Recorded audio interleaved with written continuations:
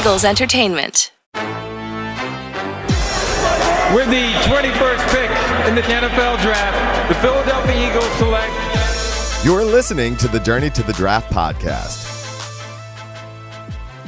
Welcome to the Journey to the Draft podcast. I'm your host, Fran Duffy. We've got another episode chock full of content for you today. And here on the show, we're going to start it off with Draft Buzz, where Ben Fennell, Dane Brugler, and I are going to break down the top tackles in this draft. Last week, we did the interior offensive line, but let's keep it rolling here with our offensive tackles. And whether it's the top run blockers, the top pass protectors, the top sleepers, really whatever you're looking for, we're going to hit on all of it right here at the top of the show. We're also going to touch on a little bit of a fun topic for this draft in particular that is really going to be quite unique for just this year, just this draft. And we'll get into that right at the top of the show in Draft Buzz. After that, we've got On the Clock, where the three of us once again go through the exercise of playing the role of teams in draft rooms around the league. This week, we're going to be making picks selected by random draw by my little randomizer here for the Cleveland Browns, the Atlanta Falcons, and the Miami Dolphins. So we'll cover those three teams in that segment before we say goodbye to both Dane and Ben. And then we're going to talk about one more team. We're going to talk about the Buffalo Bills in the blueprint, where we say hello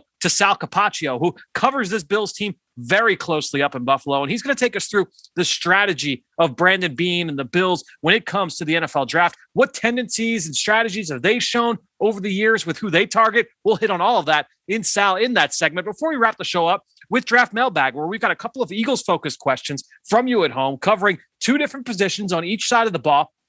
And we're going to answer it here to wrap up the podcast today. Before we get to the start of the show, just a quick reminder, jump onto our Apple Podcast page and do us that great favor of leaving us a rating, leave us a comment, whether it's a question about the draft process, the process of selecting a player, player rankings, mock drafts, whatever it is. We're just about, just over a month now until the 2021 NFL Draft. So if you've got questions, we've got answers. Head on over to our Apple Podcast page, leave us a rating, leave us a question in the comments section. And not only does it help you, but it also helps us because it helps make that show available to other people that are looking for NFL Draft podcasts. That being said, let's get this one rolling here. It's time now to kick things off with Draft Buzz.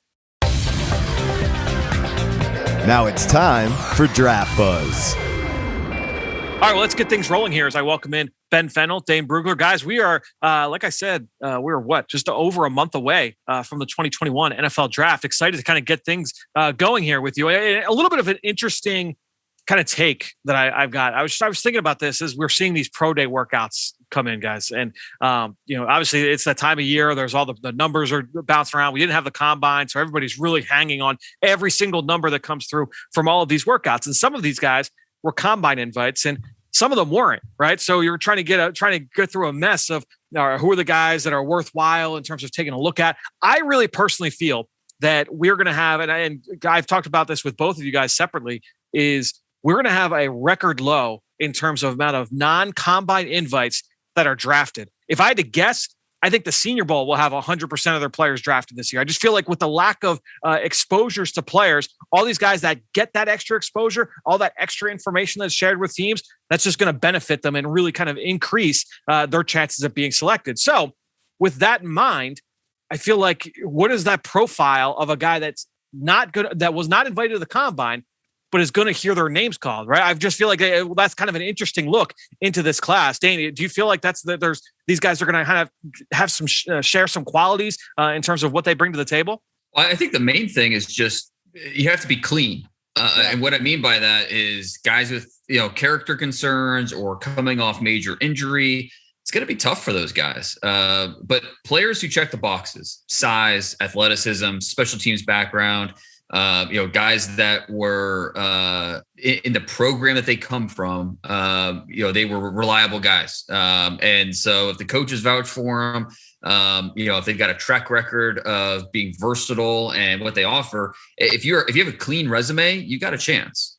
So there was one point of that question that I think, or that answer there, that really kind of sticks out to me, and that's the special teams background. And so last week, during one of the many pro day media availabilities that I was on, I talked with Georgia Tech head coach Jeff Collins, former head coach here in Philadelphia at Temple University.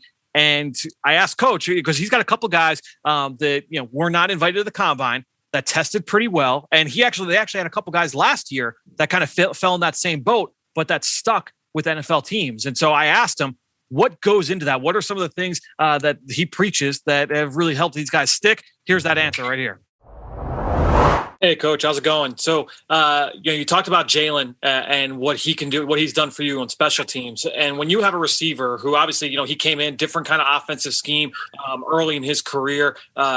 When you look at trying to project into the NFL, how important is that special teams background for him and other guys that, maybe they're skill players, by label, but when you have that kind of height, weight, speed, and that proven ability on special teams, what does that mean for him making that jump? Yeah, and it's huge. And we emphasize that. The guys that are on the beat hear it all the time. And every single day we start with a special teams meeting. Every single player in the organization are in those meetings. So everybody knows how important that is to us. And then Nathan Cottrell, a year ago, he had 1 carry for -1 yards. And he made an NFL roster because of special teams. Tyler Davis played tight end for us. I think he had like 17 catches. Made the NFL because of special teams value. And then we have the Ray Guy Award winner, but it's because we had gunners like Jalen Askew, Nathan Cottrell, Josh Blancato being able to let Presley use his amazing talent to do that. The biggest piece, and the guys that are on the beat have heard this, is having guys that are size, speed guys to be able to play all 4 special teams and be core guys. Jalen Camp embodies that. I don't know what his official numbers were, but I think he was in the mid 220s and a 39-inch vertical. But the biggest thing is the mentality and the mindset. He wants to play special teams. He values playing special teams, and he has the ability to do it. But then when you get him in there and he starts playing receiver too, that's awesome. He's a tremendous receiver, unbelievable young man, great work ethic. And he values playing special teams at a very high level. And he does it unselfishly and wants to help the team in every phase. So just having examples like that in the last 2 years in our program, it's aspirational, it's inspirational for all the young guys in the program that understand that special teams does matter. And that is a clear shot to the NFL if you make sure you take that into account every single day in that development. All right, guys. So as you could hear there from Jeff Collins, I kind of teed that up in the question was when you have height, weight, speed athletes who have proven experience on special teams, right? So you've got some upside to you in terms of the tools and the skill set that you bring to the table, but then also you have that ability to right away battle for a special teams job. And I feel like that's the profile of guys in this draft in particular. Because Dane, I think you said it best earlier. You've got to be clean as well off the field, in terms of medical and off field. But I think when you're looking at the guys on field, what are the skill sets they bring? If you show that you have a high floor with your special teams contributions, but then also high ceiling with your traits, I feel like that's an easy pathway to being drafted despite not being a combine invite this year. And I think a good example of that would be Maryland running back Jake Funk. And this is a guy who is transferred. He's been in a couple different schools. He tested well at his pro day. Again, was not a combine invite, but there was a clip that Lance Zierlein had put out, it was like a week ago or so, of him running down on kickoff and just blowing up the returner. So you're talking about, all right, this guy can come in. He's going to compete on special teams. He's a high-level athlete. By the way, at a position where the numbers aren't great this year. I think the running back class overall is a little bit shallow. So I feel like, okay, he's at a position that's a little bit shy. He's got the special teams background and he's got the height, weight, speed. I think that will play very, very well for him. So I figured I'd just kind of bounce around to you guys. Is there another player or two that kind of fits that? Ben, let me come to you first. Is there a player that you feel kind of fits this mold as someone who can come in despite not being a combine invite and get drafted? Yeah, absolutely. I think I have an ideal candidate, and that's Boise State corner Avery Williams, who has been a special teams darling throughout his career, prolific returner, also has a handful of blocks, handful of plays as a gunner as well on punt coverage.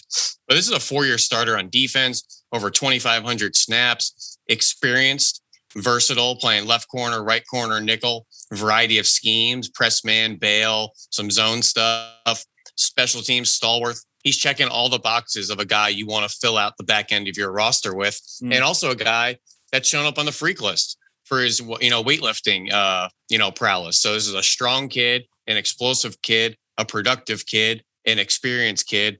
A lot of box checking right there. No question. I think that's a perfect profile in terms of what we're talking about, guys that could still get drafted despite the fact that he's not a combine invite. Dane, is there another guy that comes to mind there? Well, just real quick on Avery Williams, it's hard to find guys that have this type of resume in terms of special teams. 9 career touchdowns, which is crazy. 5 punt returns, 3 kick returns, 1 blocked punt return, 5 blocks in his career, 3 punts, 1 field goal, 1 extra point, and then another forced fumble on kickoff coverage. I don't remember ever seeing a guy with that type of resume on special teams before. So, he's a small guy. He's not the biggest. And so, teams are going to be split on what he's going to offer you on defense as a corner. But special teams wise, my goodness, that's just a remarkable resume to have to offer. And I'm glad you brought up Jake Funk because he's really interesting. I think the injury stuff is going to hurt him a little bit, back-to-back years with ACLs. Yep. But yeah, he's a fun player and doesn't have a ton of production on offense, but when he got the ball, he made plays. A guy that really stood out to me who maybe fits this mold, Kene Nwangu, running back out of Iowa State, big time track guy, 10.54 100 meters in high school.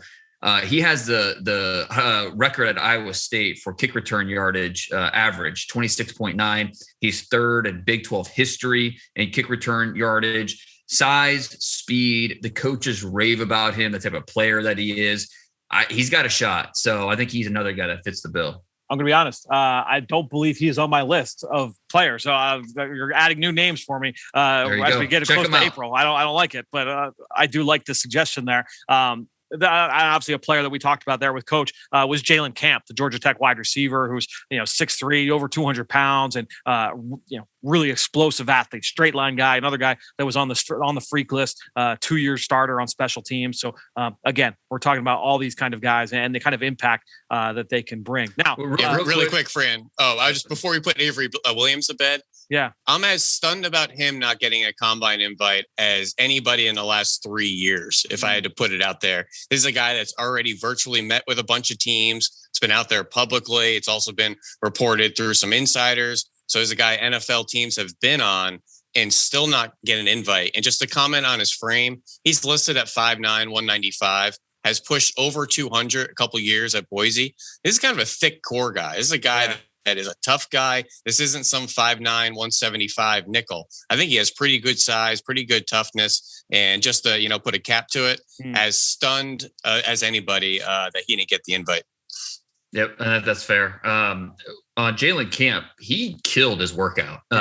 I've got his pro day numbers in front of me. 6'17", so 6'2", 226 pounds. He ran a 4.45. Yep. 39.5-inch vert, 10.5 broad, 29 on the bench, which it's going to make a lot of offensive linemen jealous. So 33.5-inch arms. I mean, as a receiver, I mean, his routes drift with the wind, and he's very, very unpolished as a receiver. But what are we talking about right now? We're talking about guys that you're betting on traits, late round players who can show up on special teams.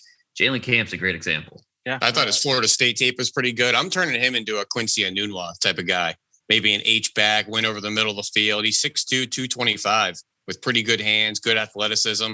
I don't think receiver is his right projection. Interesting. A guy that certainly, again, you would factor into that workout warrior category. And that's going to be our transition now into our workout warrior segment here. Is there a guy from a pro day standpoint, when the numbers are pouring in, that has really stood out to you? Ben, I'll go to you first. Well, we're going to have to go with this corner, Robert Rochelle out of Central Arkansas. I thought he had a great workout last week. He's a tall, long corner, but the speed ran sub 4.4, 4.39, 11.1 broad, 43-inch vertical with those 35.5-inch arms. Pretty good change of direction and movement drills as well with a 6'3" or 6'8" 3-cone. Pretty good short shuttle. This is a guy that checked all the boxes he need to on his pro day, working out in shorts and a t-shirt. When you go put the tape on, it checks out. He's a good press man corner, a little raw, in his techniques, a little grabby at times, kind of took advantage of some competition with some natural skills, but he's a really interesting player and might be that next best tall, long press corner after the top three. He was the guy who went down to the Senior Bowl, had a decent week down there. You pair that with his tape and obviously the workout, just kind of stacking things on top of each other. And I think Jimmy Morrissey, the center from Pitt, is another guy who kind of fits that mold. He was a late call up to the Senior Bowl, got called. I talked to him about this after his pro day workout. He got called on Friday at like 11:30 after he finished working out.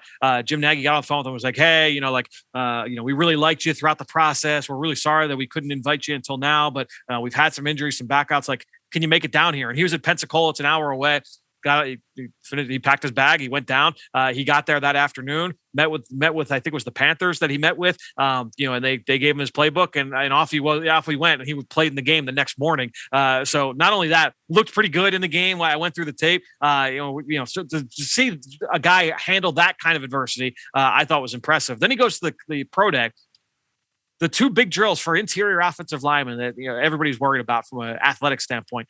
What's your 10-yard split and what is your short shuttle? I feel like those are the two best in terms of kind of showing off what you could bring to the table from an interior O-line standpoint. He went 1.68 in the 10-yard split. He went 4.46 in the short shuttle. Those are both outstanding numbers for interior offensive line when you pit that against guys that have been drafted in the interior over the last decade. I mean, you're talking like 90+ percentile for both of those numbers, and all the other numbers were very good as well. So Jimmy Morrissey he did a great job coming down late to the Senior Bowl. He's been a long-time starter, 4-year starter for the Panthers, former walk-on. All right, so he's going to bring everything that you want from an intangible standpoint, and then for him to do what he did there, I think he kind of locked his name there in terms of being drafted. I mean, former walk-on, no FBS offers. He's from Philly. I mean, he's a prize fan. That's just pure grit right there. Yeah, exactly. It's Philly grit without question. Dane, I give him credit. I mean, how many guys would not have made that trip to the Senior Bowl? There have been plenty of examples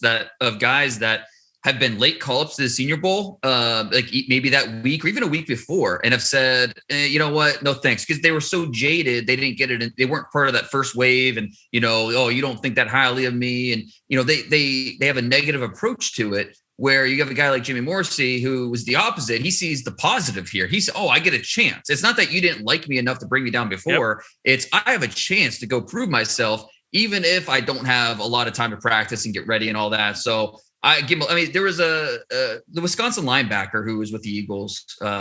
He was the opposite of the guy that passed up the Senior Bowl because he was a little upset he didn't get an early invite. The Wisconsin kid, I can't remember his name. TJ Edwards. Yeah, TJ Edwards. He was one of those guys who passed up the Senior Bowl because he was upset he wasn't one of the first ones. But it's just I give Morrissey a lot of credit. Another workout warrior. I mean, I got to go with your guy, Fran. Milton Williams. Ring the bell. Ring the bell, credit. Baby. Yeah, you're going to get your 2% here. He was like 6 weeks ago. You brought him up as a guy that was flashing on tape for you, and the buzz started before his pro day. Now the buzz will be out of control. 6'3", 284 pounds, 4'6'3", and a 165 40-10. 38.5 inch vert, which is just silly. The best. That's the best of any D tackle drafted in the last 10 years, man. Unreal. Record number. 10-1 broad, 4.33 short shuttle, 6.96 in the 3 cone. Anything under 7 is remarkable. And then 34 bench press reps. So, really the only negative was the arm length, 31.5, which was a little surprising. He doesn't always play like a long-armed player, but he didn't necessarily play like a short-armed player. So 31.5 inch was a little surprising. You want to see, at least close to 33 there, but still, this guy is destined for a pick somewhere in the top 75. It's just a matter of how high he's going to go. Well, let's go. Let's stay in the trenches here as we transition now to our offensive tackle preview. Last week, we talked about the interior guys that we felt would be guards and centers. This week, some of these players might be guards, but we feel like they have guard tackle flexibility. And so we'll start just the way we started last week. Let's start with our best run blocker. Dane, I'll come to you. Kick us off. Day 1 or day 2, best run blocker that people need to know about. Well, I think there's a lot of good candidates here. Alex Leatherwood comes to mind. There's a few others, but I have to go Penei Sewell. Flies out of his stance. He's outstanding in space. key blocks on the perimeter, on the second level against linebackers. He moves so well, carrying all that mass. It keeps his feet moving at contact. He can create movement, powerful grip. So once he locks on, he can control rushers. So he's a above average run blocker. I think there are times where he can be out angled a little bit. And so, he's got room to improve, but for a guy as young as he is, should only continue to get better. I mean, I feel like this is a pro Penei Sewell podcast. We all view him as one of the 3 best players, 4 or 5 best players in this draft, right? Mm-hmm.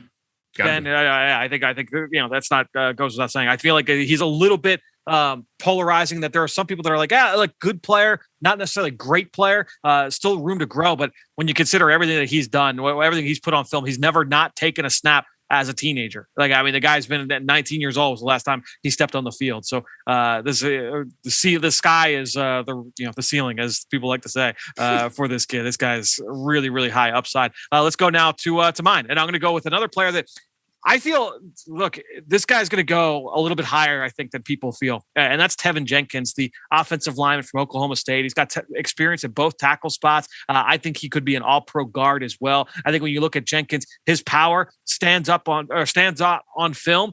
And what's impressive to me most about that is that it's not like Oklahoma State is, they're known for their run game and they're blowing people off the ball. It's in the Big 12, and you're going to see a lot of him playing a 2-point stance and everything like that. He comes off the ball and he mashes people. He moves people, whether it's vertical displacement plays, whether he's on the move and, used as a puller or out in space. The way that you see his power and ability to move people on contact against their will really, really stands out. And he's just a finisher too. And we're going to talk about that category a little bit later. The way that he puts guys on their back, really, really impressive player. So a little bit raw in terms of, you might have to project him a little bit. You want to get a little bit more consistency. If you look at the big picture in terms of Jenkins over the course of his career, hasn't always been this level of player. But he was outstanding this year as a senior. You look at the matchup against Texas and, really a couple of their other big games this year before he ultimately opted out at the end of the year. He is a really, really impressive player. Ben, let's go to you for day 3. Best run blocker in your mind for the 3rd day of the draft. I'm going to go at left tackle Jackson Carman out of Clemson, who I think is a better projection to move inside to guard at 6'5", nearly 340 pounds. Has kind of that Cody Ford, Brandon Brooks profile to him, who both played tackle to their college careers. But you just see that thick barrel chest, people mover, quick surge off the ball, can really fire into defenders, heavy-handed. At 345, he is just a massive human being. He is tough to get around. He moves people. He jolts people, has some technique issues here and there, but he's a young kid, an experienced kid for Clemson. And I think his best football is that run block. And has some issues in pass pro here and there, has some issues in space, but I think slide him into left or right guard. I think he'd be a nice pro.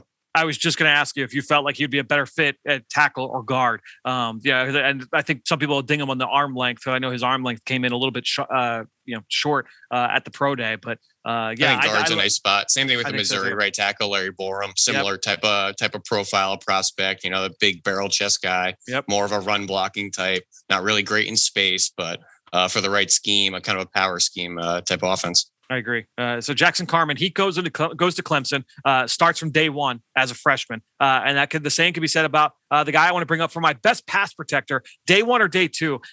I feel like this guy's going to be one of the wild cards of the draft. Like if this guy goes round 4, not surprised. If he goes round 2, not surprised. If he sneaks into round 1, it'll be shocking. But I'm not going to sit here and be like, oh, man, I don't know what this team is thinking. I'm talking about Stanford left tackle Walker Little, a guy that we've seen play 1 game in 2 calendar years, got hurt in week 1 of the 2019 season, opted out for 2020. So we really only have 1 full season of tape and only a little bit from this past year in 2019 as well. So you have very little to go off of. Didn't go to the Senior Bowl. So we get the pro day workout. He worked out very well at Stanford's pro day last week. But when you just watch the film of what he did last year as a sophomore against Northwestern, just 1 game, he looked like a first-round pick all day. He was really impressive, really light feet, technically sound. He could move people in the run game. I mean, everything you would hope for from a guy that was a former big-time recruit. Walker Little showed that in that game. Just a matter. I mean, it was a long time ago, right? It was a long, long time ago. So there's going to be a lot of projection.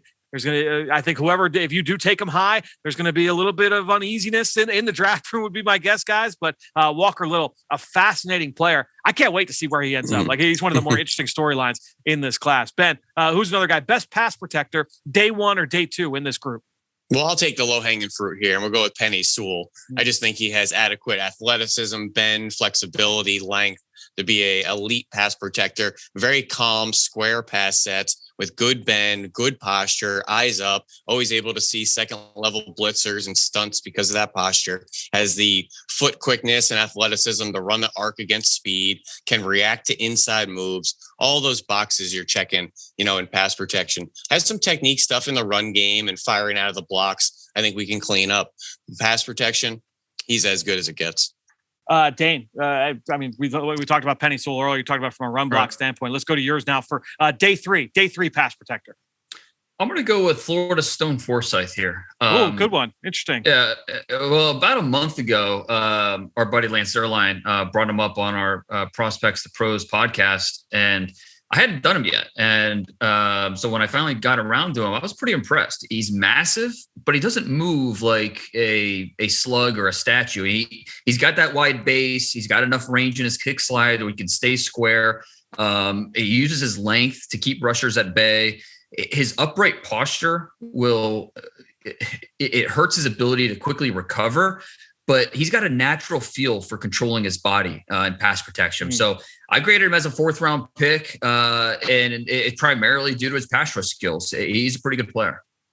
He's one of two people that I studied last week in preparation for this podcast where I was like, all right, like not a lot of buzz on him, but I feel like he's like almost a definite starter in the NFL. Like I watched Stone Forsythe and felt, yeah, this guy's going to play in the league. There are plenty of guys that look like him in the NFL, maybe not a true dancing bear, but a guy that just he looks the part. I felt like Forsythe really kind of checked a lot of boxes for me. Do you think he goes top 100? Do you think he goes early day 3? I think he's probably more in that like latter part of top 100 to early day 3. But again, like I just feel like there's going to be so much variety with teams across the board at all these positions, not just O-line. So like if Stone Forsythe, I watch him, I'm like, yeah, like this is a good player. I felt like he could start. So if someone took Stone Forsythe in round 2 and everybody and their mother is pounding the table saying, oh, what a reach, what a terrible pick by insert team name, I'm looking, I'm like, yeah, like, all right, well, this guy's going to start. Like, I know we weren't talking about it, but I watched him. I liked the player. On the other side, maybe he goes like 5th round and I'm like, what are these teams doing? But he was a guy I really liked. How do you kind of view it? Do you feel like he's going to go in that range? Yeah, and that's kind of where I put an early 4th-round grade on him, thinking like, because I agree with you. I think he's going to start in the league. And it's hard because when you stack him, okay, well, you've put him against a guy like, Spencer Brown, who's obviously so raw, but he's got upside, or, like a Brady Christensen from BYU, who I think, in that similar range. It gets difficult when you try to stack these guys, but yeah, I think I agree with you. I think he's a player that you project as a starter in the league. All right, let's go to our best technicians here. Ben, I'm going to come to you now to start.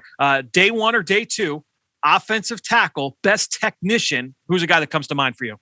Well, I feel like this guy's draft buzz has been on a roller coaster. I feel like it peaked during the season and really haven't heard too much in the past couple of months. And that's Liam Eichenberg, left tackle at Notre Dame, who is really just a ho-hum left tackle. Reminds me of the way I was watching Andre Dillard at Washington State, where you're never wowed. Then you watch 4 games and you realize, nobody ever sniffed the quarterback. And, he moved all his guys in the run game, constantly ran off his butt, did all the right things. That's why I think calling him the best technician is appropriate, because I don't think he has elite strength. I don't think he has elite athleticism. I don't think he has elite size or quickness or length or any of those, attributes to kind of separate himself from a physical standpoint, but he's so technically sound. He is not going to be the one to make the mistake. And that's going to get him to win 85%, 90% of snaps just based off of that. Now, once we start getting to some elite competition and now his elite traits have to show up, we'll see what happens. But I thought he was one of the darlings of the college football season. And the 2 names I have written down in that same ho-hum category, Anthony Costanzo, Mitchell Schwartz, 2 great tackles in the NFL over the last 5, 6, 7, 8, 10 years. I know Costanzo just retired, but another 2 guys that won't wow you, but just do their job on a down-to-down basis. Love it. Dane, let's go to you. Who's a guy day 1 or day 2 that fits the bill here for you for best technician? Well, I've got to go Rashawn Slater. Very technically proficient, eager, physical hands. He's got a quick coil. Keeps his punch square. He understands how to play the position in terms of angles and his steps and depth. Things like that. So what I love most about Rashawn Slater is how he locks up pass rushers before they can do anything. You saw that against Chase Young. You saw that. On his tape, he stays connected due to his leveraged attack, and that helps him. Before rushers can set up their moves or counter or do these things, he shuts them down, and it goes to his aggressiveness and his technique to get away with that. So, not the longest guy, not the biggest guy, but he moves well and he's very, very technically sound. So, Rashawn Slater gets my vote here. Dane, his physical profile, he has this like bubble butt and the massive thighs and the tree trunk legs, but he's not some 325, 330 tackle. You think he's going to be this mauler, this kind of brute strong guy. He really wins with balance and technique more than anything else. I just think his body profile kind of throws your eye off a little bit because he's built a little bit like a pear, but he's only 305 on my sheet. I agree. And that's why some teams are going to view him as a tackle. Some are going to view him as a guard. Some even have him on the board as a center. I don't want to look at it as a right or wrong type of thing. I think it's just, he has, and I don't say this loosely. I mean, he is one of the few that actually, I think, has functional 5 position versatility. And that's, that gets versatility when it comes to offensive linemen, I think gets thrown around way too much because a lot of these guys, don't necessarily have that versatility, but I think Slater does. Yeah, there's a couple guys I feel like have impressive versatility in this class. And I think Slater, just in terms of the wide variety of outcomes for him, in terms of where people see him landing, is really, really fascinating. It's kind of weird, all three of us picking offensive linemen from the Midwest. Who would have guessed that? Because I'm going to go with Nebraska's offensive tackle, Brendan James. And, everyone kind of points to Rashawn Slater and they say, oh, man, watch him against Chase Young, watch him against Chase Young, watch him against Chase Young. And that was certainly a solid tape for Rashawn Slater. I would look at Brendan James and say, yeah, watch him against Chase Young. Watch him against some of the Ohio State defensive fronts that he's had to face over his career. Nebraska's played him every single year that he's been a starter, and he's held up very well. I think he's a really solid player. He's not going to wow you with his movement. He's not going to wow you with his power, but he's technically sound. He's really active with his hands. I think he surfaces blocks really well in the run game. He's just always doing things the way you want it to look on film. He's just not going to wow you off the hoof. But I think this is a guy who definitely is going to make it in the NFL. I thought he was a high floor player. So when I'm looking at day 3 offensive line technicians, he would be a guy that pops to mind. I think he was one of the guys that easily slid under the radar Senior Bowl week. Do you guys have any kind of elevator speech takeaways from his time there? I know he dabbled a little bit inside from time to time, but 41 starts down at Nebraska, 2,700 snaps, experienced player. Kind of going through my mental Rolodex saying, what did I take away from the Senior Bowl? I might have to rewatch him. I'm looking at my notes here. I didn't have anything that was like, oh man, like he just got completely overwhelmed.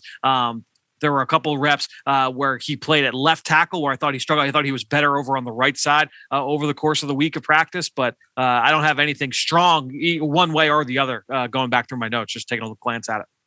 Yeah, I was pleasantly surprised with him, both with his tape and what he did the Senior Bowl. I didn't have high expectations going in, and he's not a guy that's going to control, consistently with his power or anything like that, like you were saying, but he can stalemate guys. And in the NFL, if you're stalemating NFL rushers, you're doing your job. So, he's a good player who I don't know that's going to be a starter in the league, but you're looking for a solid depth piece, a guy that's got left tackle, right tackle experience. James makes sense.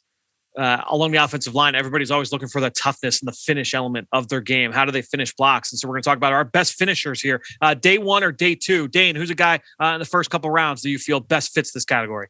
I know we already talked about him, but I got to go back to Tevin Jenkins. When this guy's got a chance to go for the kill shot, he will not pass it up. He will send defenders into tomorrow with the way he plays. And it's funny. You see his headshot and you think, oh, it looks like a well-mannered, nice young man. And then you get him on the football field and, he looks like he's going to take your head off. And you love that about him. You love that grit, that tenacity. He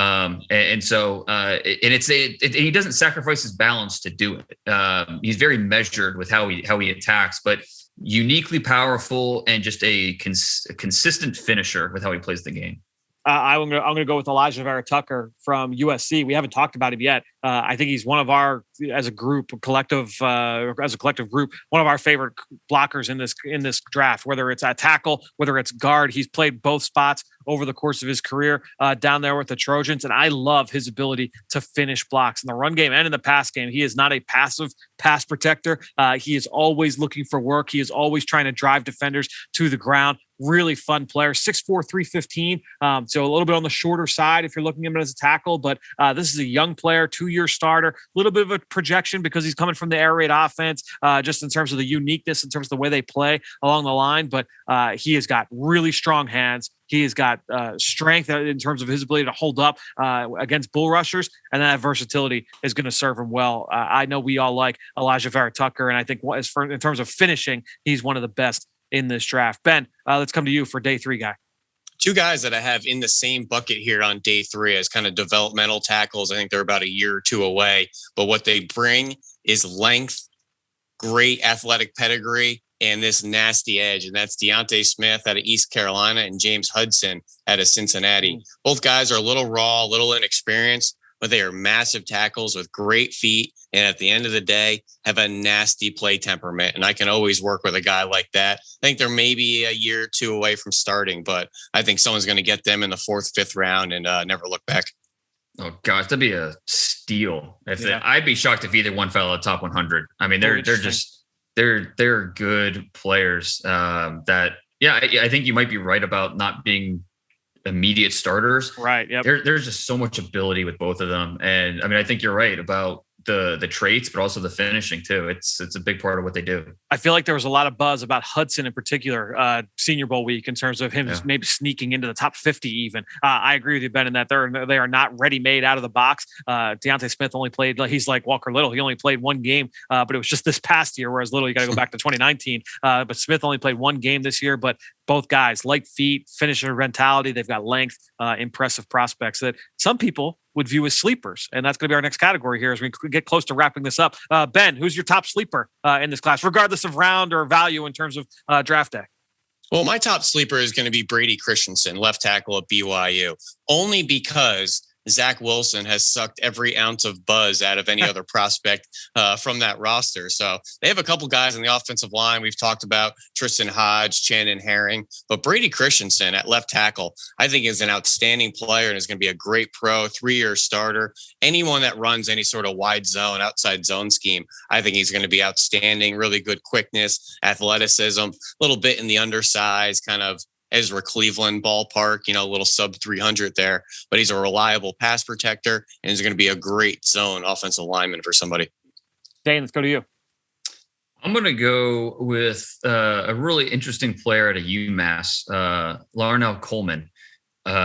He undersized, goes to UMass, puts on 60 pounds. And I think that you have an NFL player here, large athletic frame, impressive movement skills, really impressed with the way he moved, the flexibility. He's still learning how to use everything, his length. He needs to learn how to weaponize his hands.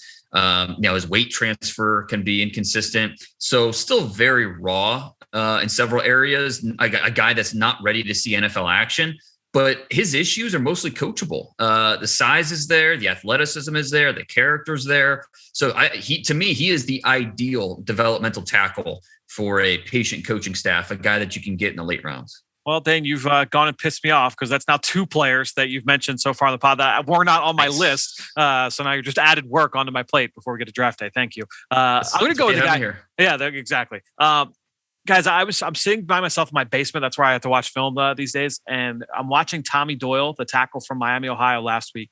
And I'm looking around my empty basement. There's little kid toys and there's cat toys laying around and just random stuff. And I'm like, are you guys seeing what I'm seeing here? I'm watching him saying this guy looks like a starting tackle in the NFL. It's kind of what we were talking about with Hudson and with Deontay Smith, where he's not a finished product yet, but at 6'8", 326 pounds, this guy is not a slug off the ball. He comes off well. He's a unique athlete at his size. He's got a bully mentality in terms of finishing, powerful player. He moved MAC defenders around without blinking. Really strong and tough to move in terms of trying to take on a bull rush.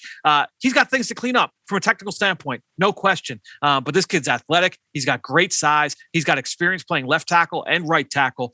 I just looked at this kid saying, like, why is there not more buzz about Tommy Doyle from Miami, Ohio? Dane, you got any answers for me there? Why is there not more buzz about this kid? He's like a clone of Stone Forsythe, almost similar height, weight, everything. I actually think Tommy Doyle is a little bit more NFL ready. To me, I watching him, I'm like, I would take him ahead of a couple of other names that are like big name players from big name programs that are being talked about as like, second round picks. And that, like, I looked at Doyle as like, he's a good player. They have a really experienced center too that just transferred to Oklahoma State for 2021. Just throwing that out there. There you go. Well, if not for the pandemic, I mean, we only got this. The MAC had a 5-game season, and I think Miami, Ohio only had 3 games this year. So that certainly plays a factor here because I mean, he had like 3rd, 4th round grades coming into the year from scouts. And I love his background too. Like he was a big hockey guy.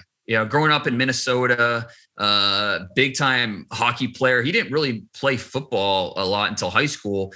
And even in high school, he was a linebacker that he wanted to play defensive line. He played a little bit of offensive line, finally got an offer, goes to Miami of Ohio. They put him on the offensive line and he grows from there. There are a lot of injuries earlier in his career, but the last 2 years, he's really blossomed. So I'm with you. He's a good player. I mean, definitely a draft pick. It's just trying to figure out how early to take him.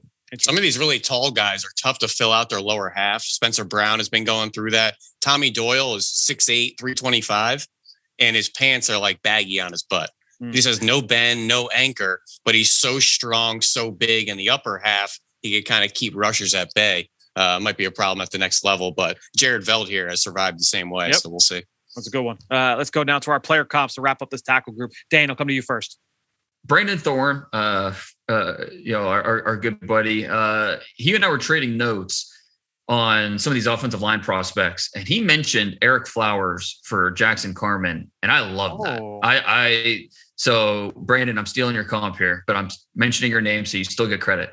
I think it's a great fit. I mean, they're better run blockers and pass protectors. The physical ingredients are there, but there are questions about range, overall consistency. Flowers was drafted as a tackle, but he's been a much better guard in the pros. I think it'll be similar for Carman. He could probably survive a tackle. Maybe a team will try him out there, but like we mentioned before, I think his skill set's much better suited inside. Interesting. I'm going to go a similar kind of height, weight, speed profile where, and even kind of like an experience profile. James Hudson, the tackle from Cincinnati that we talked about, he is a converted defensive lineman, has only been playing O-line now for a couple of years, really only 1 year as a starter. Goes to the Senior Bowl. I thought he was a solid week. He had some losses down there in Mobile, but he looked pretty good. I would say his Senior Bowl week was a little bit better than this player, and that player that I'm referring to is TJ Clemmings when he was coming out of Pitt. Now, Clemmings had some first-round buzz leading up. It was like in the back end of his senior year and then going into the Senior Bowl. And he had a little bit of a rough week down there. Ended up being, I think, a late day 2 selection by the Minnesota Vikings. He was a tackle guard convert, so he moved inside, but he was a converted defensive lineman, a guy that had that finisher's mentality. And you kind of point, he plays like a defensive player along the offensive line. But he was a mess technically. Things they had to clean up from with his hands and with his feet. But dancing bear type of traits in terms of his light feet and his quickness and things of that nature. I look at Hudson the same way, kind of what we talked about earlier, not a finished product,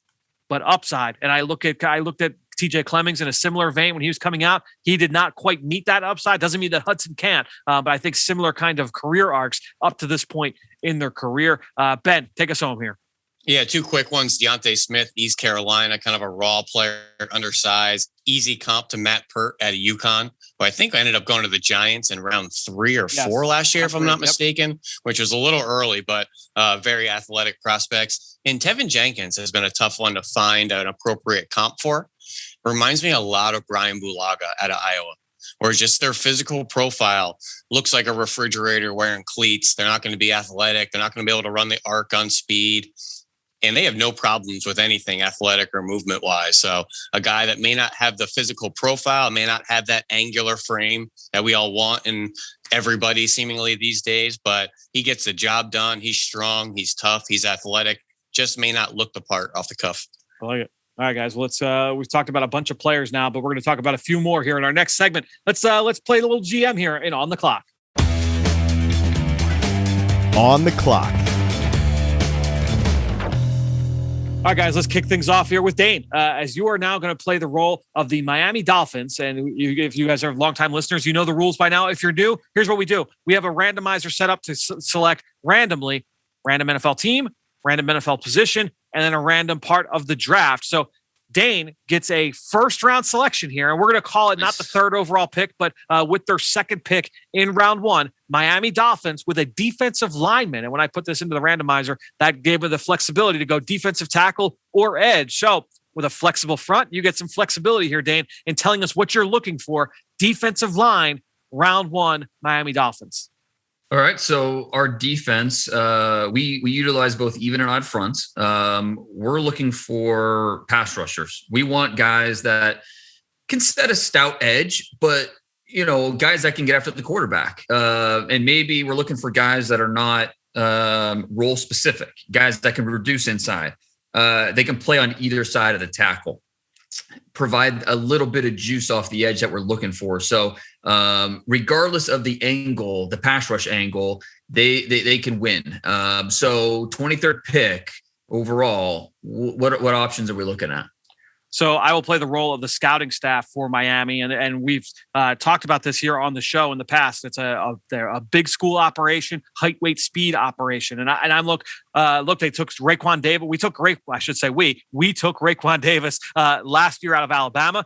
Maybe look at his teammate Christian Barmore. I think that's kind of where we're talking about in terms of his overall upside, what he could be for us. We can line him up and down the line. Maybe it's a little bit early, but in terms of his overall ceiling, you would argue that this would be right where he would be valued if you think that he could be, reach his overall potential. So Christian Barmore from Alabama, he'd be the only interior guy that I would look at for us here in this spot. But then when you go off the edge and guys that, can line up outside the tackle, there are a couple guys that I would look at. I don't know that Azeez Ojulari kind of fits our profile from a, from an athletic or from a body type standpoint. But I think when you look at Greg Rousseau, I think his versatility really kind of mends well with what we're looking for. Kwity Paye would be the guy that I would point to. Not only are we looking at a height, weight, speed player, but also a high floor player, a versatile player. We took Taco Charlton, or we ended up picking up Taco Charlton when he was let go by the Dallas Cowboys. I think Paye has a similar kind of skill set,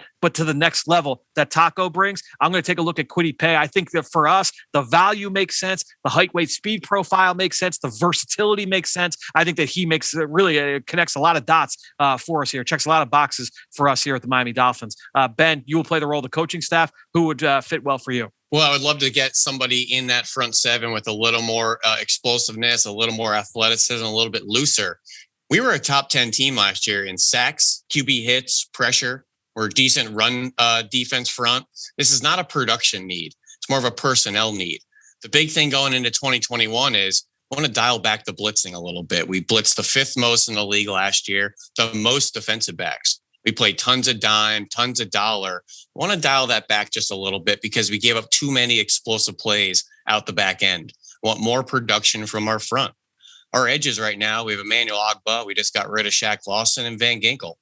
Our defensive tackles, I like Christian Wilkins. I like Strobridge. I like Raekwon Davis, like you talked about. But put all those guys in a hopper. Need somebody with a little more disruption to them, a little more first step, a little more hunter to them. That Kwity Paye profile, right, Fran? That sounds pretty fit for my scheme right now, where I need somebody to win for himself so we can dial back the blitzing. All right, GM, take us through it here. I think you guys sold me on Paye. I think that now, correct me if I'm wrong. He played a little bit of inside too, right? He did. He can. I think he can line up anywhere, and he has done that. He's lined up really at pretty much anywhere you would expect a defensive lineman to line up. Where he was outside as a 7 technique, all the way inside over the center. So he could do anything. We got good production out of Ogbah last year. He's almost like a souped-up version of Emmanuel Ogbah. That might be a perfect fit to kind of mirror with him. Yeah, and I think if we could go high upside here and maybe go with the Rousseau, but I like the idea of maybe the higher floor player, and that's Paye, who 6'3", 270, has that inside-outside versatility, can give us a little bit of juice off the edge. I think that's exactly what you're looking for. So let's make that pick. All right, let's with the Miami Dolphins and Chris Greer off the clock. Now let's go to the Atlanta Falcons, and that's going to be Ben here. You are selecting for Atlanta and new general manager Terry Fontenot an offensive guard early day 3. So different part of the draft here, opposite side of the line of scrimmage. Ben, outline what you're looking for here. Early day 3 guard for the Atlanta Falcons. We need a left guard center. We need a starter in there. I think we need some depth. I think we need some competition. On day 3 here, it could be a big school, small school. My background in New Orleans, we weren't afraid to go off the beaten path, especially in the offensive line. Doesn't need to have elite athleticism. I think we're going to go to a little bit more of a vertical displacement offensive line like we ran in New Orleans for all those years. Powerful and strong is better than quick and light-footed. So if we're bringing Arthur Smith over from Tennessee, that downhill smash mouth type of scheme, you're going to bring Arthur. I loved the way we took Andres Pete, former tackle at Stanford, moving to left guard with the Saints. We had Saffold. We got from the Rams in Tennessee. You had him last year, power guard. You go back to my time in New Orleans, Showery Evans out of Bloomsburg, Carl Nix. All these guys played tackle before. We slid into guard to be a big, burly, people-moving guard. So I think there's some nice options in this draft for that style of profile. Dane, what do we got? Well, I think that one option I think fits what you just described is Ben Cleveland. We could keep him in the state of Georgia, 6'6", 343 pounds, massive dude, creates torque with his upper half. He can turn defenders from the lane. The only issue with him, he might be a guard only. So he doesn't give us much versatility at all, which is not ideal, but size, power, awareness, I think he checks all those boxes. Another intriguing option we could go is, Larry Borum, the tackle out of Missouri, who played a little bit of guard, might be better inside for us with that wide stance. Doesn't always look pretty, but his hands are heavy. His anchor is strong. That could potentially be a fit as well. So I had Ben Cleveland as the first name I had written down as the coaching staff. I do think that he kind of fits what you're kind of outlined there in terms of what our wants are.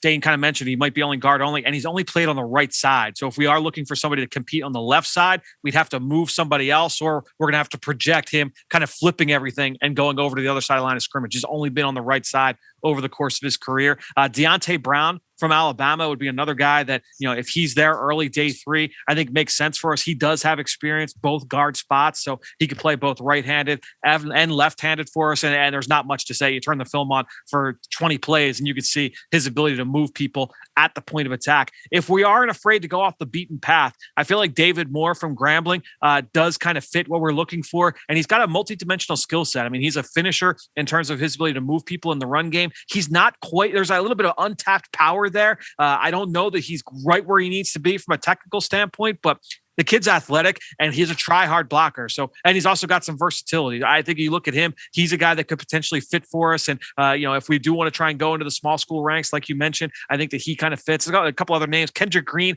might be pie in the sky there. What about Aaron Banks? Another guy who's got tackle guard versatility. He's been an All-American at left guard this past year for the Irish. But in terms of what he could be for us moving forward, again, just kind of brings that people mover presence to the inside. And you talk about Roger Saffold. I think he's got some similarities to Saffold, especially when Saffold was coming out of Indiana. So those would be the names that I would bring up there. Some really interesting options there. Ben Cleveland, very interesting option. Larry Borum, very interesting option. That size. Aaron Banks, I didn't consider that. At 330, former tackle. Again, didn't play a lot of tackle at Notre Dame, but as a tackle pedigree coming out of high school there. Arthur coming over from Tennessee. Do you see a little Nate Davis in David Moore? Yeah, I do. Now that you mentioned that, I think I could. Nate Davis was I believe, a 4th round pick for us at Tennessee, coming out of Charlotte, and he was a day one squatty starter. type. Yeah, he was a squatty type. I think that definitely, I could definitely see that. I think that makes a lot of sense. I really like bulb go on. Yeah. I like David Moore's performance down there at the Senior Bowl. I thought he really got after people, a little on the squattier side than the Ben Clevelands of the world, which are much bigger type of prospects. But I really like David Moore. I like the way Nate Davis played that right guard spot for you in Tennessee. Arthur Smith. So if David Moore is sitting there in round 4, maybe round 5, early day 3, I think he's a guy that could play center, play guard for us. Let's go get him. All right. I like it. So we've got two picks down. Let's go one more here. And I will play the role of the Cleveland Browns. And we're looking for a wide receiver in round 3. And here's what I'm going to kind of highlight here for the Cleveland Browns. Number 1, age, very important. We did not select any rookies that would be 22 or younger or 22 or older last year. Everybody was either 21 or 22 that we took last year in 2020. So age, very important. Bigger schools, all of our picks last year were from Power 5 programs. So I don't want anybody outside the Power 5 looking at big schools. No bad athletes or speed deficient players. We're looking for guys that have upside, not scared by the lack of production. So if a guy's got traits but didn't produce, you look back to our selection of Donovan Peoples-Jones last year coming out of Michigan, he kind of fits that mold. We're looking for somebody maybe a little bit more upside, a little bit more proven ability in round 3, as opposed to, I believe DPJ was a 5th-round pick for us a year ago. Then the other aspect of this look is just trying to match to our scheme. Look, we like to run the football. We are a physical team. You need to be able to match that from an identity standpoint. We don't want a prima donna out there at wide receiver. You want to be able to fit what we do as a program offensively. So physicality, certainly a plus for us at this position. Ben, give us what we're looking for here at the Cleveland Browns. Kind of reviewing those traits backwards, it'll immediately eliminate some guys that don't block, that don't play particularly tough. So here in the 3rd round, I think it leaves us with an interesting hopper of prospects. Some of the ones I'm considering: Tylan Wallace out of Oklahoma State. I know the knock on him is athleticism. I've heard some rumblings of some good test scores, productive player, might not be the athletic profile we're looking for there in round 3.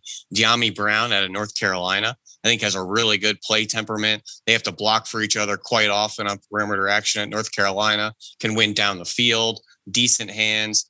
Amon-Ra St. Brown's a guy we've been bringing up quite often on this day 2 category. Can win in the slot, can win outside, blocks his butt off. He's a guy you just want to get his ball, the ball in his hands, can win down the field.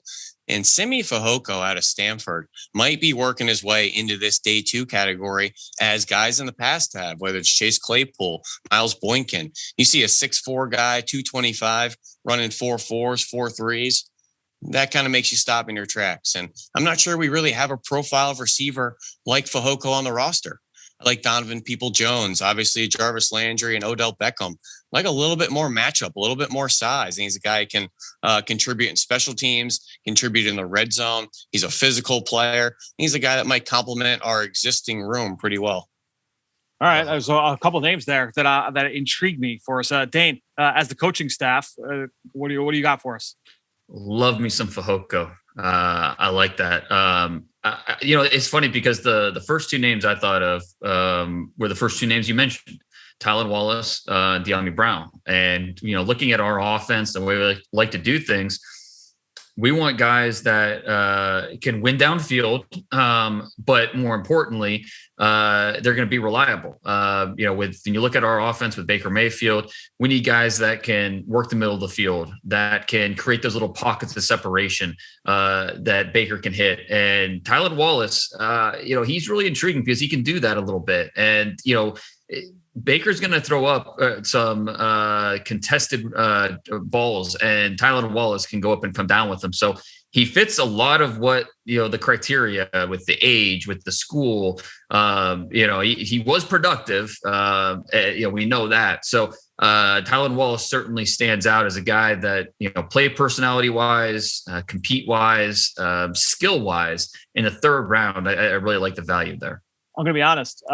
You sold me on the first name, Ben. But when you brought up Tylan Wallace, I think that he checks so many of these boxes. He's only going to be a 22-year-old rookie, despite the fact that he's a senior, 22-year-old rookie. Then think about when he first broke out. It was his 2nd year on campus. So what he did as just a 19-year-old for Oklahoma State, I think really kind of sticks with us. He comes from a big school. Like you said, he's not going to test out of this world, but we don't necessarily need him to be a great athlete. We just need him to not be a bad one. And I think that he checks that box. He's not going to be a bad athlete, and he definitely brings that edge that we are looking for. And I think when you look at him from a blocking standpoint, he will do everything that's being asked of him. And he's got great hands. He's really a productive player over the course of his career. I will make the selection here for Tylan Wallace, the wide receiver from Oklahoma State. So, and whether it was down at the Senior Bowl or Cleveland, I think he looks pretty good in orange already. So he'll fit right in. Valid point. That's exactly right. I like it. Well, guys, this has been fun. As always, we will talk to you guys next week. We'll do another. I think we're going to do quarterbacks next week. So we'll have a fun episode.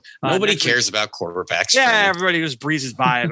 There's nothing for us to talk about here. We'll do it all next week right here on the Journey to the Draft podcast. Now let's get to the blueprint with my buddy Sal Capaccio breaking down the Buffalo Bills. All 32 teams are always under construction. How are they being built? Let's check out the blueprint.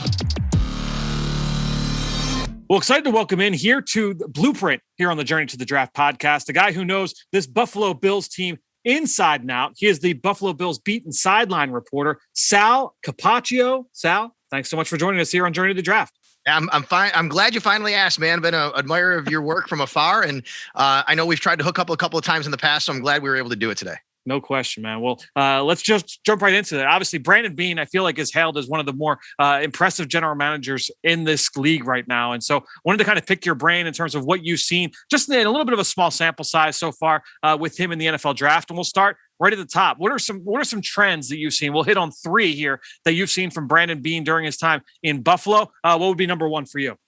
Versatility. They love versatile players. Offensive linemen that can play multiple positions, receivers that can play inside and outside, DBs who can play inside and outside, defensive linemen who can play inside or outside. This team loves versatility. They target them in the draft. They target them in free agency. This is a hallmark of the Sean McDermott, Brandon Beane roster, is the first versatility of players. Love it. All right. Well, that's something certainly to keep an eye on. What would be number two for you?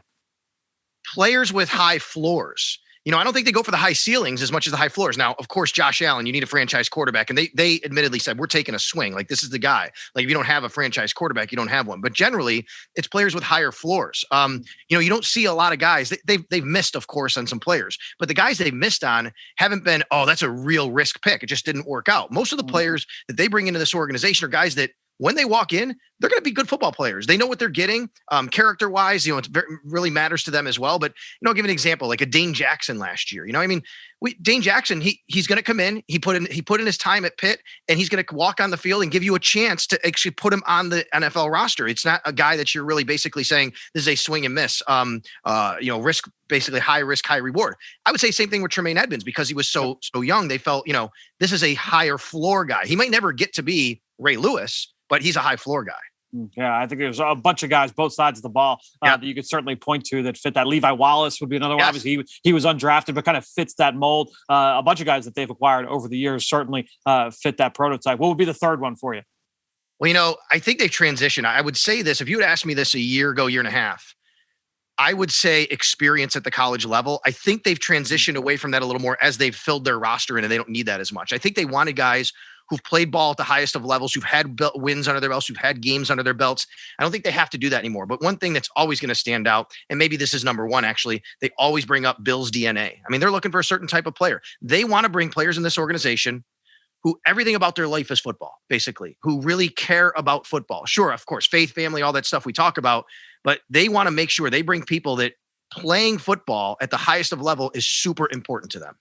I feel like the experience, I'm glad you brought that up. I remember there was one of the first quotes I put down. I think he was talking specifically about the center position, and talked about just how much he values, total starts and top level of competition. But then you look back, and over the years they seem to have gotten away from that a little bit. So I'm glad that you brought that up. That was something that I actually had in my notes as well. Getting into some connections here with this Buffalo Bills front office and this coaching staff. Are there some college programs that you feel they've got some special connections to that are important for people that are trying to build out a mock draft? It's funny when you asked me this question, and I knew you were going to ask me. I looked back at the staff they have, and it's funny when I think early on in their tenure, Sean McDermott, Brandon Beane, they were kind of figuring out who they want to put in their scouting staff, their coaching staff, things like that. But they're pretty settled in now. And I would say there's not a real connection. In fact, what I would tell you is I think they've had so many people in the organization now, like, now let's go to scouts and, front office, Joe Shane, Dan Morgan, Dennis Hickey, Malik Boyd, Terrence Gray. They've been in these jobs now for so long. They have great connections around college football. So I don't think anything really would surprise me from wherever they go to a school. You could go all the way down and get a kicker from Georgia Southern, which is Tyler Bass, of course, or you could go to Houston and get Ed Oliver with your first pick.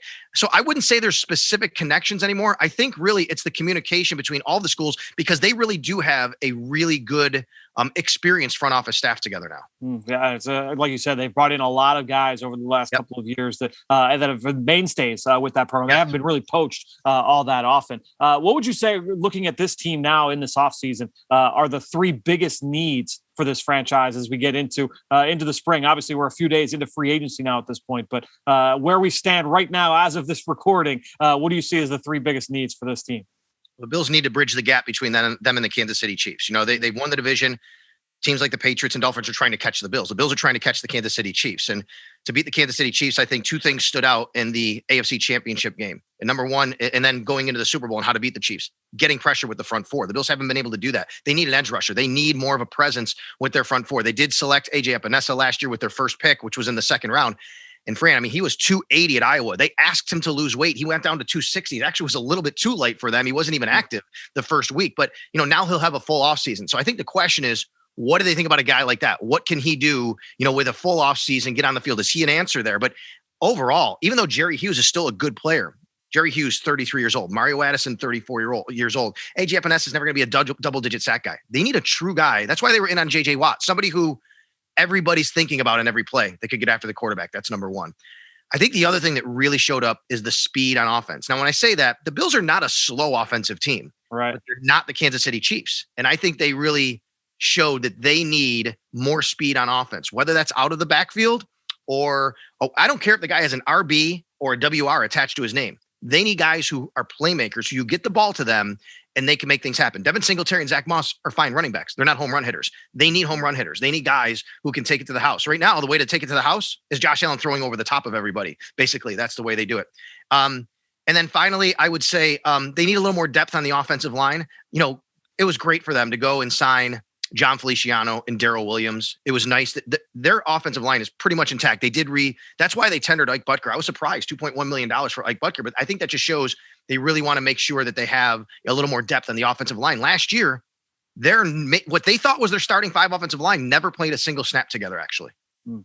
What's interesting about this group too, is that they're now, as you mentioned, they're trying to catch the Kansas City Chiefs. They're in a different phase of the team building process right now than they were when Brandon Beane and Sean McDermott first got there, obviously. So I guess that kind of transitions into my next question is, how do you feel that this team is going to view the best player available versus team need aspect? Do they feel they're right on the doorstep? We got to go and check off our shopping list and come out of this offseason with these needs?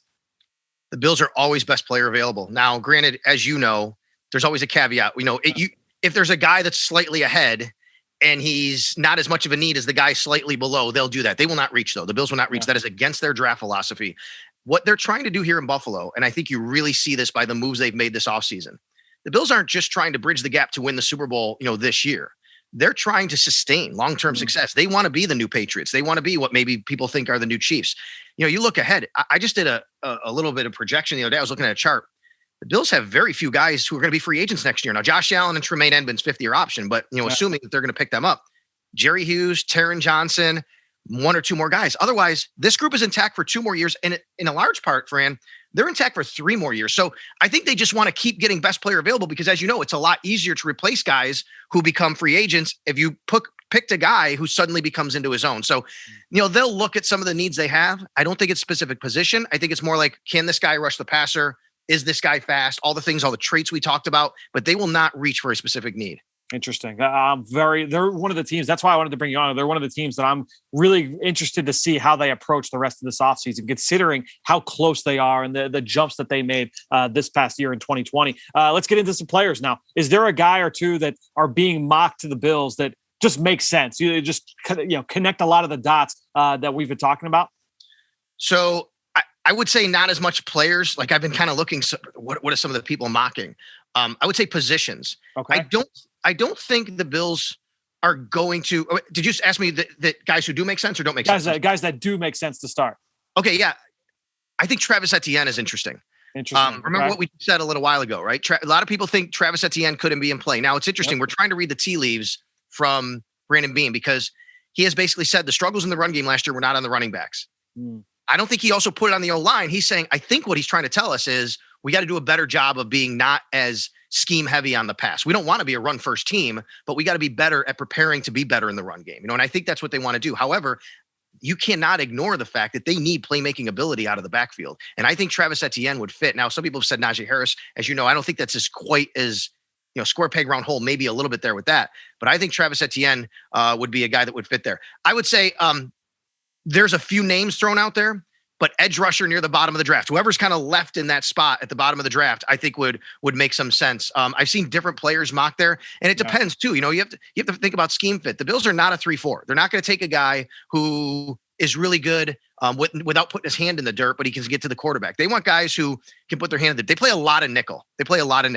And then I don't know how far down these guys are going to go, but a guy like Patrick Surtain or Malafalu from Syracuse, I think a corner would really fit. You know why? It really makes sense. Now, they like Dane Jackson a lot, but if you can get a rookie contract opposite Tre'Davious White, who you gave that extension, that is great fiscal management, for the next 4 or 5 years.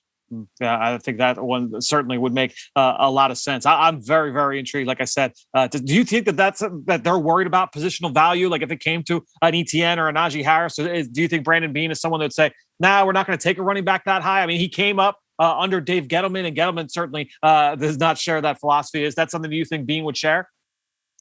I do kind of think that, which is interesting, but I think it might be a spot of the draft where he does not say that, okay, that's too high. Got it. And I think part of the reason is if they're going to try to catch the Kansas City Chiefs, you think, what did the Chiefs do? They win the Super Bowl. They add Clyde Edwards-Helaire, right? I mean, like, here's this team with this explosive offense.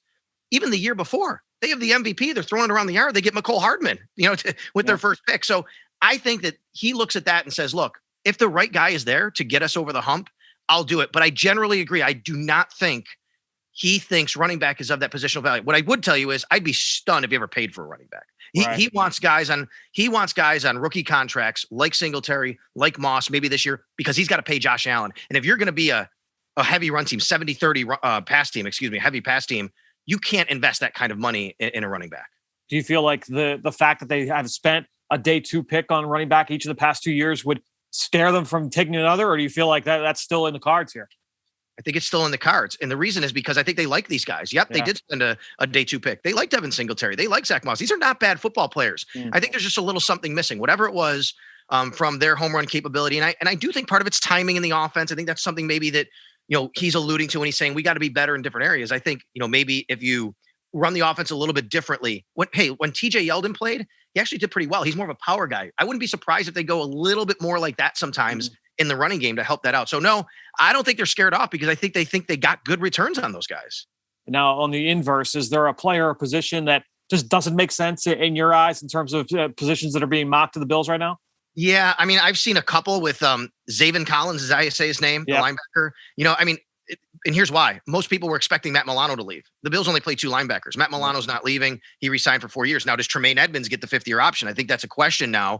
And if you want to put somebody back there, but they really like Terrell Dodson back there. They have AJ Klein. So I do not think a linebacker is the way to go. And I don't think they're going to be doing that. And then offensive line, especially offensive tackle. I've seen Tevin Jenkins mocked a little bit. Now, he's a good player. I don't know if the Bills want to do that after they signed Deion Dawkins to a contract extension last year before the season kicks in now. And they just signed Darrell Williams to a 3-year contract extension. They're paying a lot of money, for their tackles. So I just don't see offensive line necessarily being in the cards right now. And I think maybe at that spot, guard would be a little bit too high. Interesting. And just, I guess, from your standpoint, parting words, some final advice to anybody that's building a mock draft and Buffalo's on the clock?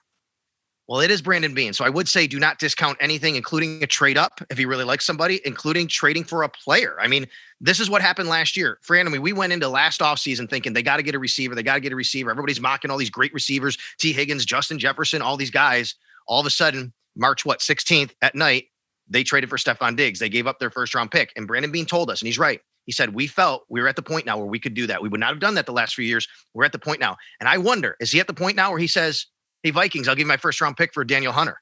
Is he at the point now where he believes giving up an asset at the end of the 1st round, even a 1st-round pick, to get a player or move up, to get a player? I think Brandon Beane has moved around the draft a lot. He's made a lot of player trades, by the way.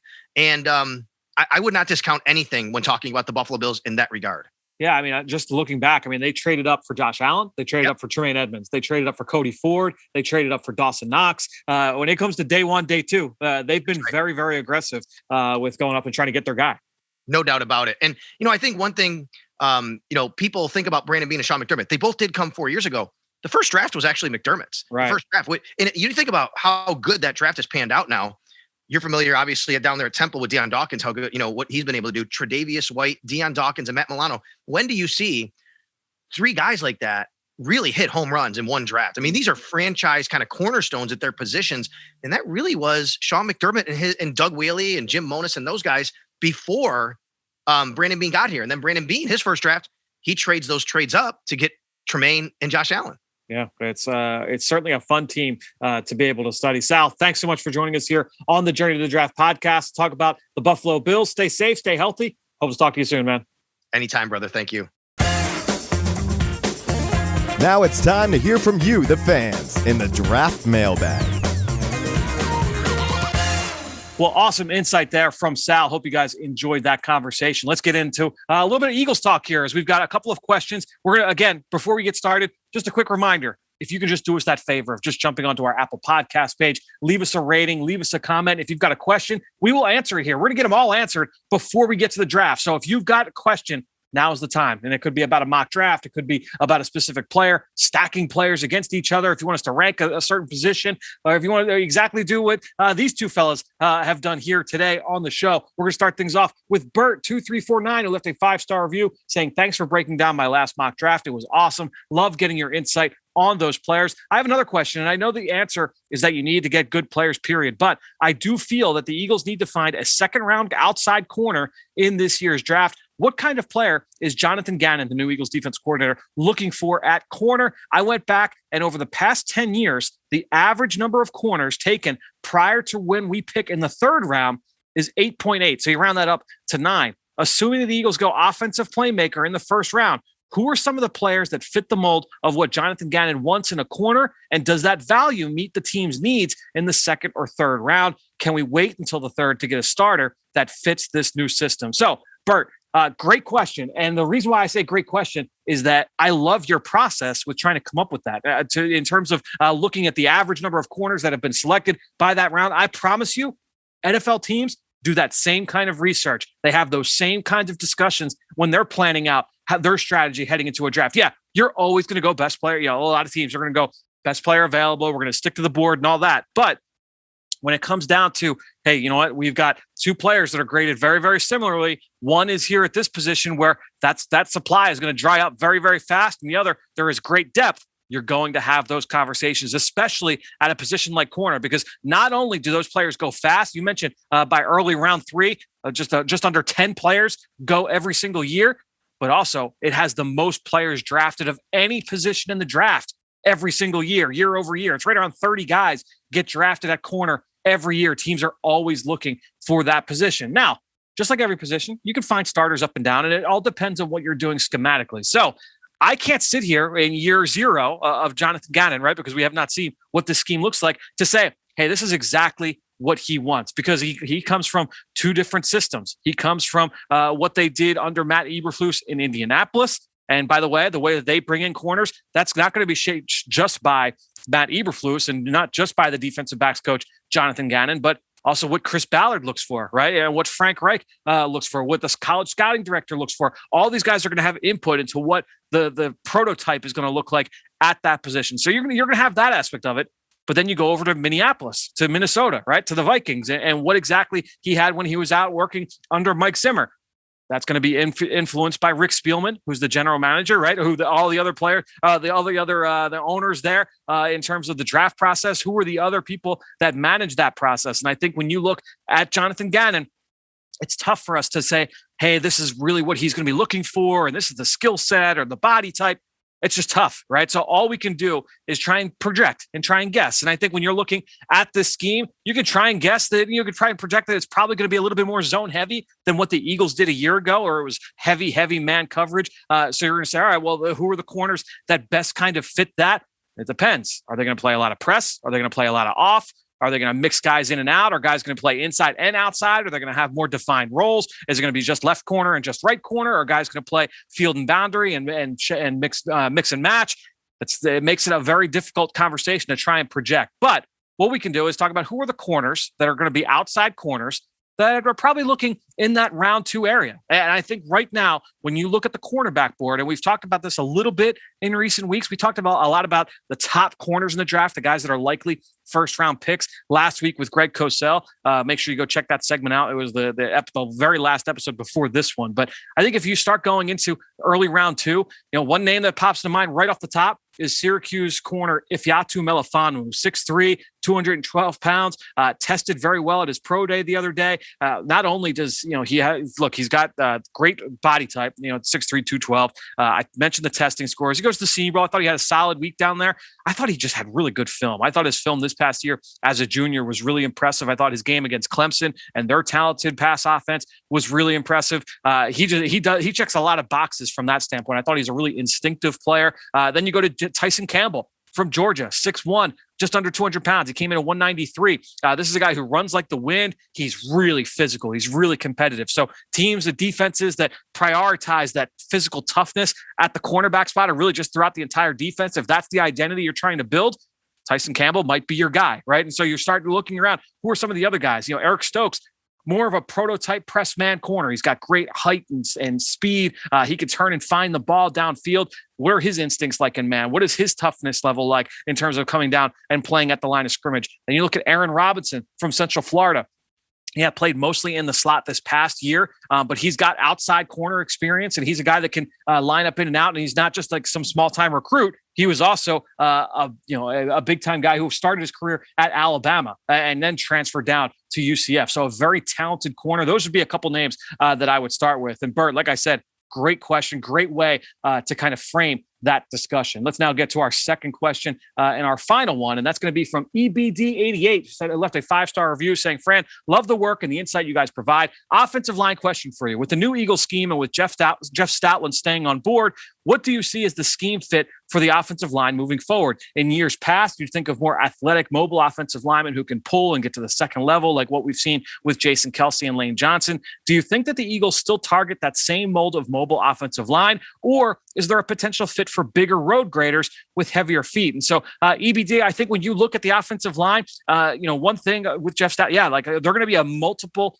run scheme. We actually had this discussion. Was it last week now? It was 2 weeks ago over on the Eagle Eye in the Sky podcast. Myself and Ben broke down the right side of the Eagles O-line. So we talked about Kelsey, Brandon Brooks, and Lane Johnson, and just how they fit into the structure of the offense. And with all three, we talked about just how multiple the run scheme was with the Eagles. And I don't really expect that to change. I think the run game will stay pretty consistent in terms of what they do schematically. And so if you're looking at that from a philosophical standpoint, my guess is that the draft strategy wouldn't change all that much. That being said, it's not just athleticism, because you look at Brandon Brooks, that guy's a road grader. He can push people off the ball. They prioritize that ability to move people in the run game. And you look at Matt Pryor. Like, Matt Pryor was not a big time athlete. In fact, he had like a historically bad workout leading up to the NFL draft. But this is a guy that had that position versatility. He's got great size. He could move people at the point of attack. He had traits that you could kind of work with, unique traits at that body type. So I think when you're looking at the Eagles offensive line, it's not just movement.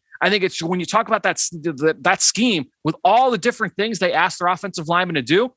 If you do one thing great, well, they could find a home for you, because now they're just going to try and put you in a position to succeed in the NFL. So that would be my word of advice, is don't just look at, it's just the athletic guys.